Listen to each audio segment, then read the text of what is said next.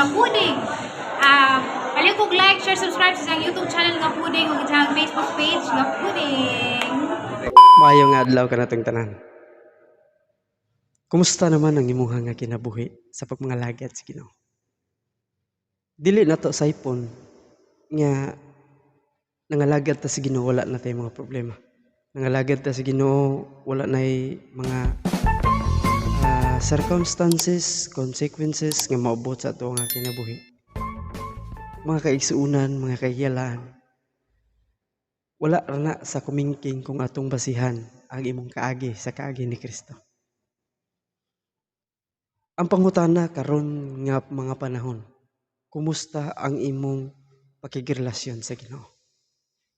Kay the more nga mo express ka sa mga tao, nindot kaayo ang testimonyo nga imong ipahatod ngadto kanila nga lagi maayo ang Ginoo sa imong kinabuhi. That's okay. Wala tay problema ana.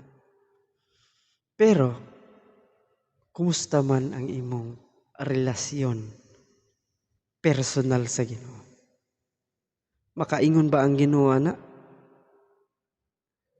Kay ana nato mabase ang atong pagigsuod sa Ginoo ug ang atong pagigsuod sa mga tao. Kung wala na nato masabti ang kana nga mga panghitabo sa atong kinabuhi nya maayo ta mo express sa mga tao nga maayo ang Ginoo.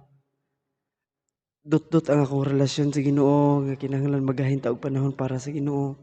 Kinahanglan ampo ta para sa Ginoo, magampo ta para sa atong kinabuhi na etc. Magampo ta para sa uban. Ato gina-express og maayo sa mga tao nga mauna ta atubangan sa Ginoo. Pero how about ang atong personal nga relasyon diha sa Ginoo? Okay pa ba? Mo na nga dili nato na matago kung unsay atong binuhatan nining kalibutan. Kaysa diha nga nangalagad ta sa Ginoo, wala nato gibasi ang atong pagpangalagad para sa uban. Okay? Kung dili gibasi nato ang atong pagpangalagad para sa Ginoo ngadto sa uban. Okay? Una o priority nga atong gialagaran ang Ginoo. Ug sa diha nga niingon ang Ginoo, kasi diha magpagamit kano gamiton kanako ngadto sa mga tao. Ug mauna ang value nga gihatag sa Ginoo diri nato. Ana dili nato pwede taguon ang atong kinabuhi o ilimod ang atong kinabuhi nga wala ta nag-atubang sa circumstances and consequence sa ato nga kinabuhi. Kitang tanan pulos tanay mga pangatubang sa Ginoo. Okay? Mo nga dili nato walaon sa ato nga kinabuhi ang gina-express nato padayon sa Ginoo nga maayo kayo ang Ginoo, tinuod maayo ang Ginoo. Pero kumusta ang imong relasyon diha sa Ginoo? Maayo pa ba? Hilig kaayo ta mo ingon nga pasaylo ang uban sama nga ang Ginoo nagapasaylo kanimo. Respeto ang uban sama nga ang Ginoo nagarespeto kanato. Higugma ang uban sama nga ang Ginoo nahigugma kanato. Tagdon ang uban sama nga ang Ginoo nagtagad nato.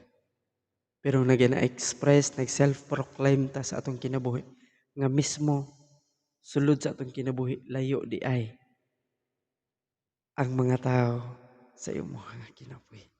How much more ang Ginoo? Okay? Mao na nga dili nato nang matago sa ato ang kinabuhi nga maayo kaayo ang Ginoo sa mao na yung gina-express sa mga tao. Tinuod maayo ang Ginoo dili na nato na malalis.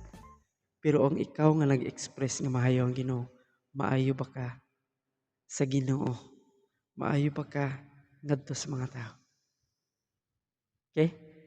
Mao na nga gina-express gid pag-ayo sa Ginoo nga sa diha nga masabtan nato ang value sa ato nga kinabuhi ug unsa ta kinsa ta diha sa Ginoo.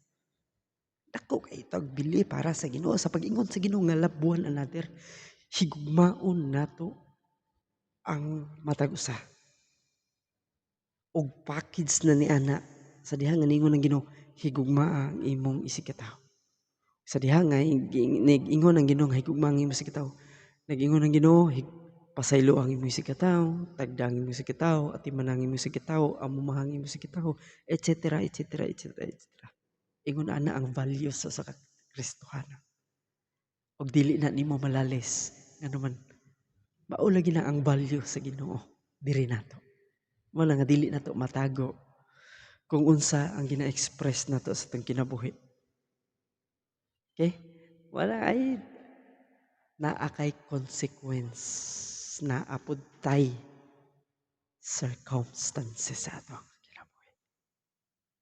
Mutungha ba na? Yes, mutungha na sa ato ang kinabuhi. Mapugngan ba na? Yes, mapugngan na. Pinaagi lamang ni Kristo. Sa diha nga sundugan nato ang mga maayo tanan unsa kadako ang gihimo ni Kristo sa atong kinabuhi. Dili gayud nato may kumpara sa mga una natong gipanaad nga wala pa ta diha sa Ginoo. Okay? Mana nga sabton gihapon sabton gyud nato pag-ayo ang value sa ato ang pagpangalagad sa Ginoo.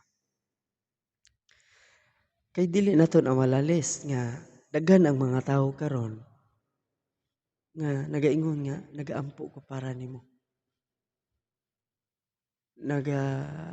Respeto ko para nimo, ginapasaylo ko para nimo. Ug unsa pa. Pero dili man gud nato matago. Matago na nato atubangan sa mataw. Pero dili nato matago atubangan sa Ginoo.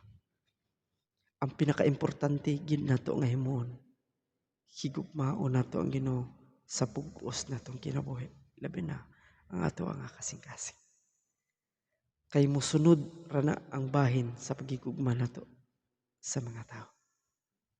Mga dili nato malalis kung unsa pay gihimo sa mga tao nimo karon. Okay, sa diha nga masabtan nimo ang value sa usa ka Kristohanon.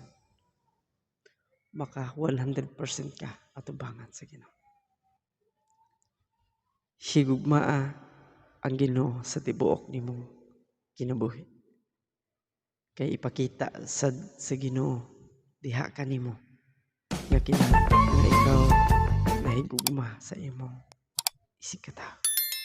Palihog ko og like, palihog ko og share, palihog ko og subscribe sa ato ang YouTube channel Ang Puding.